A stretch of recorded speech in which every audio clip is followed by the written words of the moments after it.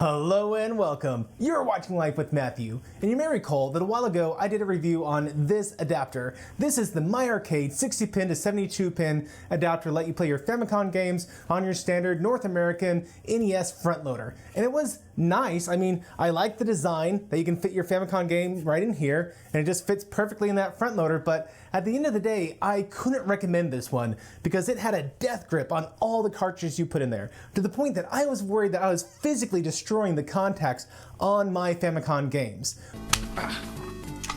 Stupid thing. You hear that snap? Well, today I have a new adapter from Muramasa Entertainment. So let's go ahead and open up this box I got over here and see how it works. Okay, so let's go ahead and open this up and see how they did on the packaging of it. We'll just cut through this real quick, hopefully not cut anything on the inside.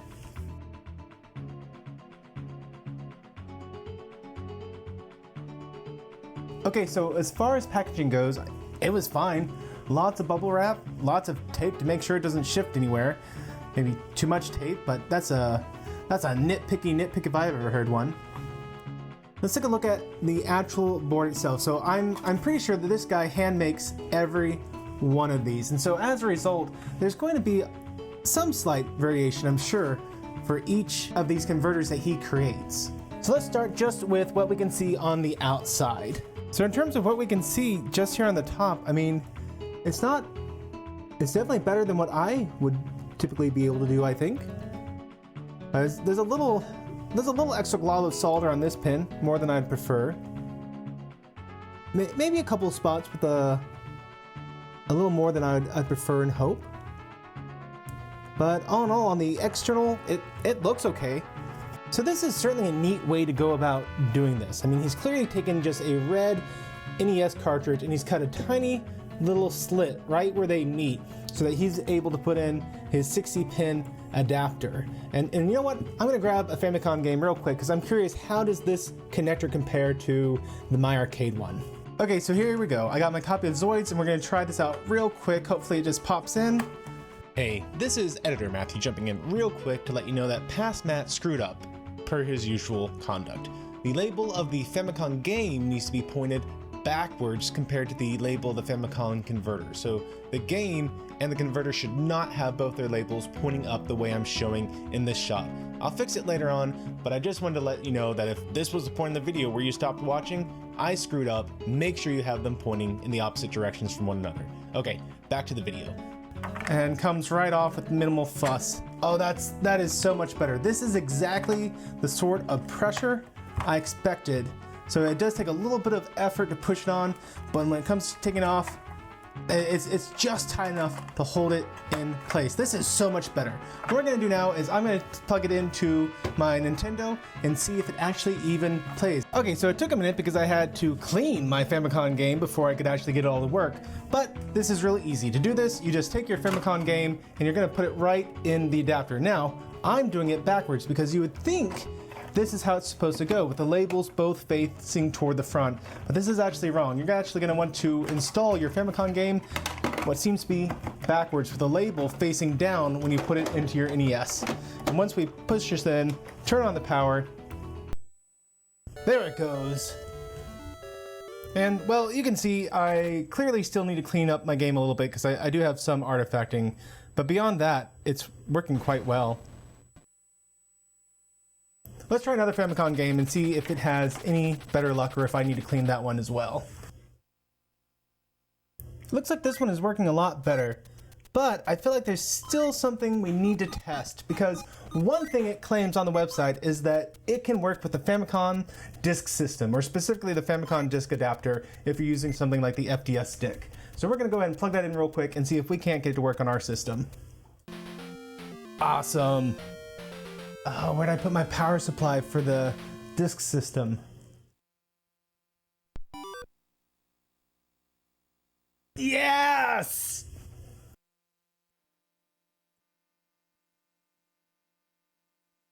Oh my goodness, this is so cool. I just got the disk adapter and this is the first time I've loaded anything up on it, and I am so excited to see it working. I have no idea what any of this says right now because one thing I will be doing shortly is applying a language patch to this. It's just, this is the first time I've had it up, so I haven't done anything except hook it in. Oh my goodness, and you can even do a save feature. This is so cool. Okay, before we go, there's one last thing I want to try out, and that is I got 2 Famicom disc games that are claiming to be completely dead. That was The Legend of Zelda Hyrule Fantasy and Metroid. So I'm gonna pop them in real quick and see if they really are as dead as it claims. And if they are, I may have a way to bring these back to life. Look forward to that video.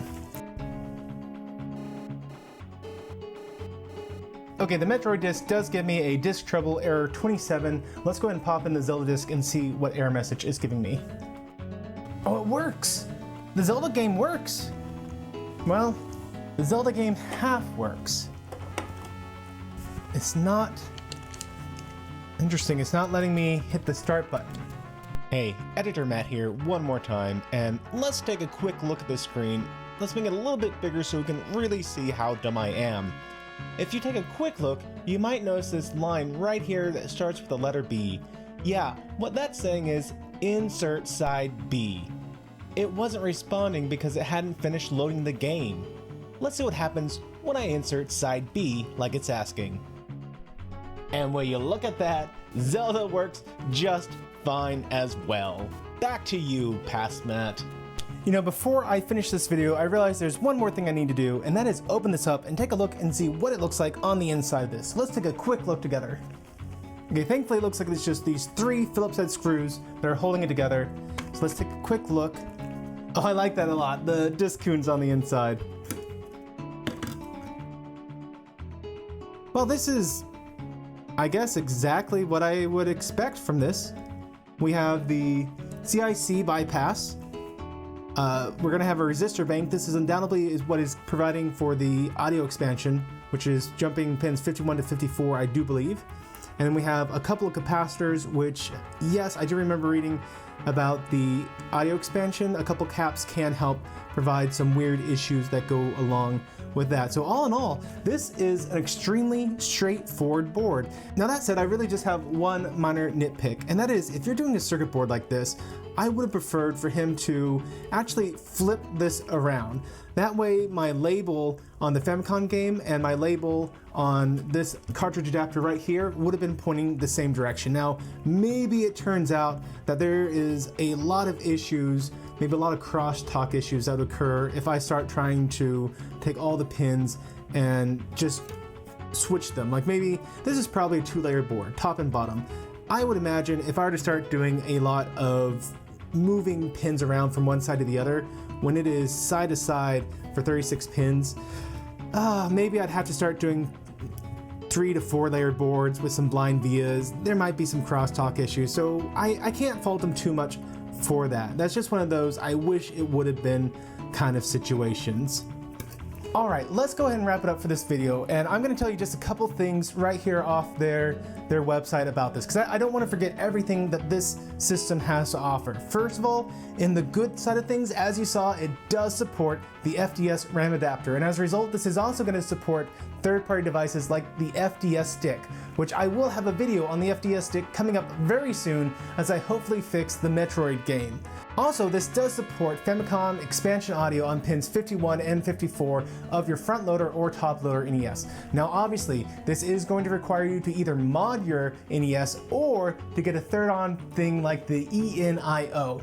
Now unfortunately, the guy who made those just kind of disappeared off the internet 9-10 years ago. So I haven't really seen any of these ENIO boards out in the wild anymore. Although honestly, I'm currently working on maybe finding a replacement for that myself. It all depends on if I can get them to respond to me about a better fitting card slot adapter. And also one of the places I talked to, they were interested in it, but I'd have to make 10,000 of these boards. So that'd be a bigger investment than I think I'm able to do at this time. But if you're interested in something like that, let me know, because it's certainly something I am looking at doing, where you could just pop right into the bottom of your NES expansion slot have your expansion audio, and have access to all the other great features that the expansion slot was supposed to give you.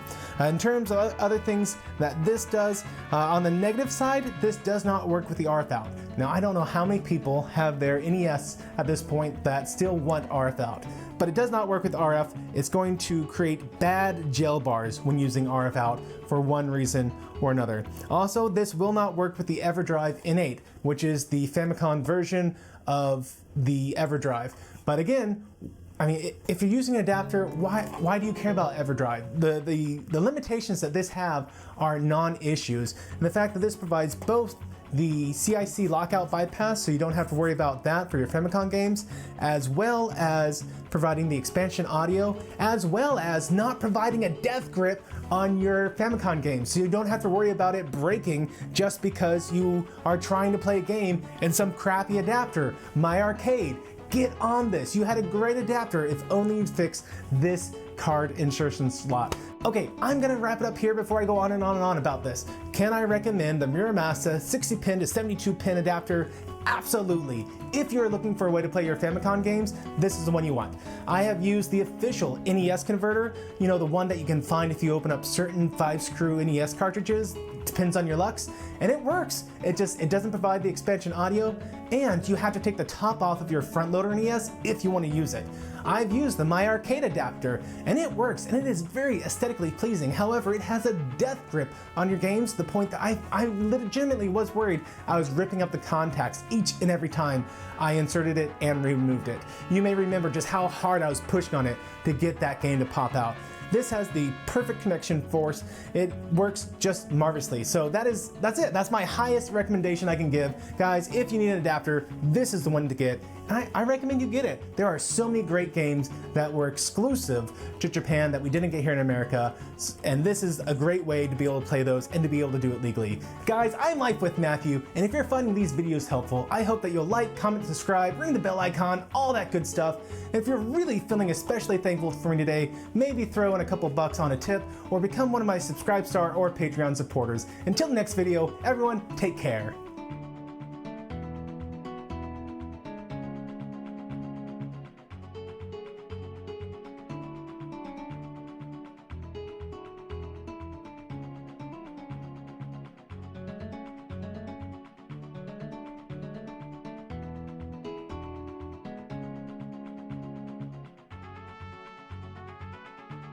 Also, I found this 3D print of a Famicom disc holder that actually has Discoon on it. How cool is this guy for all these games that I'm getting that have no case whatsoever to go with them?